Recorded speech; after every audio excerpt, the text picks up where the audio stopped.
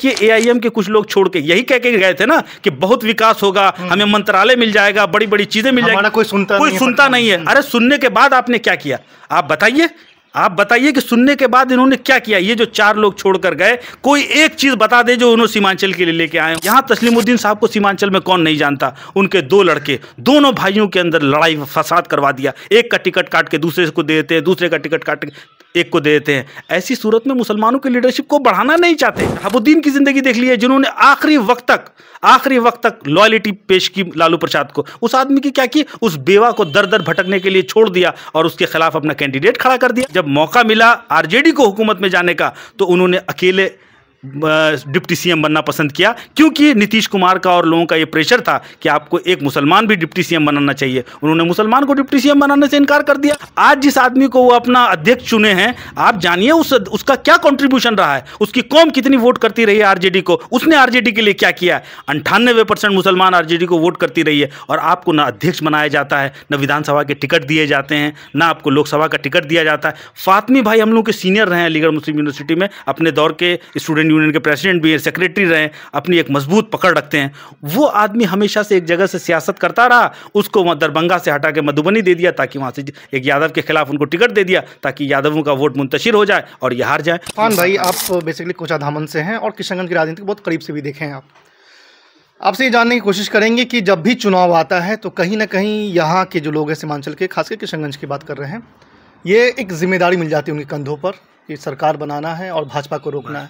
किस तरह देखती है इस चीज़ को? देखिए, ये सिर्फ यहाँ सीमांचल की बदनसीबी नहीं है, बल्कि डेमोक्रेसी के अंदर इन्होंने एक ऐसा नज़रिया पेश कर दिया जिसमें मुसलमानों का वोट बिल्कुल कोई कीमत ही नहीं रखी। और इस बात को करने के लिए दोनों ही पार्टियां बहुत मिलजुल कर काम करती है। जैसे भाजपा भी मुसलसल ये खौफ दिखाती है कि मुसलमान बढ़ चढ़ कर ये खौफ महसूस करें, ताकि हिंदू के अंदर एक प्राइड बढ़े और 80% वोटों का ध्रुवीकरण हो। और उसी तरह सेकुलर पार्टियां भी चाहती है कि मुसलमान हर जगह ये चर्चा करे कि भाजपा को रोकने की पूरी जिम्मेदारी इन्हीं के कंधों पर है, तो बिना कुछ दिए मुसलमानों को उसका सारा वोट ले लिया जाए। कुछ आंकड़ों की बुनियाद पर यह बात मैं आपको बताना चाहूंगा कि मौजूदा वक्त में बिहार में 18% मुसलमानों की आबादी है, यानी 2.25 करोड़ से 2.5 करोड़। इतनी बड़ी आबादी के हिसाब से 243 विधानसभा में आपको कम से कम 42 मुसलमान एमएलएज होने चाहिए, लेकिन बदकिस्मती आप देखिए कि सिर्फ 19 मुसलमान एमएलए हैं, और 19 में भी 5 तो एआईएम से जीत कर गए थे। यानी जो सेकुलर पार्टियां आपके पास 98% आपका वोट लेती रही है, वो आपको कभी नुमाइंदा के तौर पर असेंबली में बैठाना नहीं चाहिए। और आप देखिए, जब उनकी हुकूमत बनी, ये नॉर्म्स था हिंदुस्तान बिहार की सियासत का कि जब कभी गठबंधन की सरकार बनती थी तो भाजपा जदयू ने चीफ मिनिस्टर नीतीश कुमार थे, उसके साथ भाजपा के 2 डिप्टी सीएम थे। लेकिन जब आप देखें कि जब मौका मिला आरजेडी को हुकूमत में जाने का, तो उन्होंने अकेले डिप्टी सीएम बनना पसंद किया, क्योंकि नीतीश कुमार का और लोगों का ये प्रेशर था कि आपको एक मुसलमान भी डिप्टी सीएम बनाना चाहिए। उन्होंने मुसलमान को डिप्टी सीएम बनाने से इनकार कर दिया। आज जिस आदमी को वो अपना अध्यक्ष चुने हैं, आप जानिए उसका क्या कंट्रीब्यूशन रहा है, उसकी कौम कितनी वोट करती रही है आरजेडी को, उसने आरजेडी के लिए क्या किया है। 98% मुसलमान आरजेडी को वोट करती रही है, और आपको ना अध्यक्ष बनाया जाता है, न विधानसभा के टिकट दिए जाते हैं, ना आपको लोकसभा का टिकट दिया जाता है। फातमी भाई हम लोग के सीनियर रहे हैं अलीगढ़ मुस्लिम यूनिवर्सिटी में, अपने दौर के स्टूडेंट यूनियन के प्रेसिडेंट भी हैं, सेक्रेटरी रहे, अपनी एक मजबूत पकड़ रखते हैं।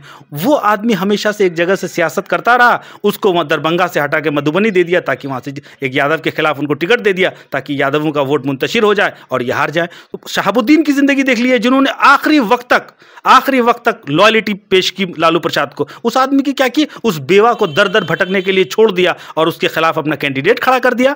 वो तो क्या उनके मामलात रहे कि वो दोबारा आरजेडी ज्वाइन कर गया, मैं ये नहीं जानता, लेकिन दुनिया ने देखा कि मुसलमान लोग जो उनके साथ खड़े रहते हैं, उनके साथ वो क्या करते हैं। यहाँ तस्लीमुद्दीन साहब को सीमांचल में कौन नहीं जानता? उनके 2 लड़के, दोनों भाइयों के अंदर लड़ाई फसाद करवा दिया। एक का टिकट काट के दूसरे को दे देते हैं, दूसरे का टिकट काट के एक को दे देते हैं। ऐसी सूरत में मुसलमानों की लीडरशिप को बढ़ाना नहीं चाहते। आप देखिए, एआईएम के कुछ लोग छोड़ के यही कह के गए थे ना कि बहुत विकास होगा, हमें मंत्रालय मिल जाएगा, बड़ी बड़ी चीजें मिल जाएगी। कोई सुनता नहीं है। अरे सुनने के बाद आपने क्या किया? आप बताइए कि सुनने के बाद इन्होंने क्या किया। ये जो 4 लोग छोड़कर गए, कोई एक चीज बता दे जो उन्होंने सीमांचल के लिए लेके आए हो। सीमांचल के लिए कोई एक चीज़ नहीं ला सके। तो आपने तो अपनी सियासी रहबरी भी ख़त्म कर दी, अपना वक़ार ख़त्म कर दिया, अपने इलाके के लिए कोई तरक्की नहीं छोड़ी। तो ये मुनज़्ज़म तरीके से उन तमाम पॉलिटिकल पार्टीज़ की जो बल्क में मुसलमानों का वोट लेते हैं, वो कभी नहीं चाहते कि मुसलमान इस साइकोलॉजी से ऊपर उठ कर देखे कि आपके वोट की एक कीमत है। सिर्फ भाजपा के खौफ से आप मत किसी एक को वोट कीजिए। यकीन भाजपा हमारी सबसे बड़ी दुश्मन है। भाजपा को हराने के लिए जी तोड़ कोशिश कीजिए, भाजपा जहां जैसे हरा सकते हैं उसको हराइए, लेकिन इसका मतलब ये नहीं कि इस लड़ाई में अपने आप को कुर्बान कर दें। आप देखिए कि यूपी और बिहार के अंदर यादव कितनी मजबूती से भाजपा के खिलाफ हैं, लेकिन मध्य प्रदेश में एक यादव लड़का भाजपा का चीफ मिनिस्टर बना हुआ है, भाजपा का चीफ मिनिस्टर बना हुआ है। यानी वो अपने कौम को जहां मौका मिल रहा है सेट कर रहे हैं, और हम वो बेवकूफ़ हैं कि हम अपने लिए अपनी सीटें तक नहीं मांग पा रहे हैं। आप इस बार विधानसभा का इलेक्शन होगा, आप देख लीजिएगा, सीमांचल में जहां 50% से ज़्यादा मुसलमानों के इलाके हैं, वहां पर आपको 2-4 वहां पर आपको सीटें दे दी जाएंगी, पूरे बिहार में सिफर कर दिया जाएगा। मोतिहारी के अंदर ढाका, ईस्ट चंपारण में ढाका एक ऐसी कॉन्स्टिट्यूंसी है जहां बहुत बड़ी तादाद मुसलमानों की है, वहां फैसल नामान को हरा दिया जाता है, कोई पूछने वाला नहीं है। 27 सीटें ईस्ट चंपारण और वेस्ट चंपारण की है, एक सीट पे सिर्फ आप नरकटिया में जीता पाते हैं। कोई पूछने वाला नहीं है कि अगर 100% वोट आप मुसलमानों का लेते तो मुसलमान कैंडिडेट क्यों नहीं जीता पा रहे। आपके यादव कैंडिडेट तो जीत जा रहे हैं, हम मुसलमान कैंडिडेट को क्यों नहीं जीता। जब तक मुसलमान मुफक्किर ये चीज़ें नहीं सोचेगा, आपके सियासतदान ये चीज़ नहीं सोचेंगे, विजन की राजनीति आप नहीं करेंगे, आपको बहुत महंगा पड़ेगा।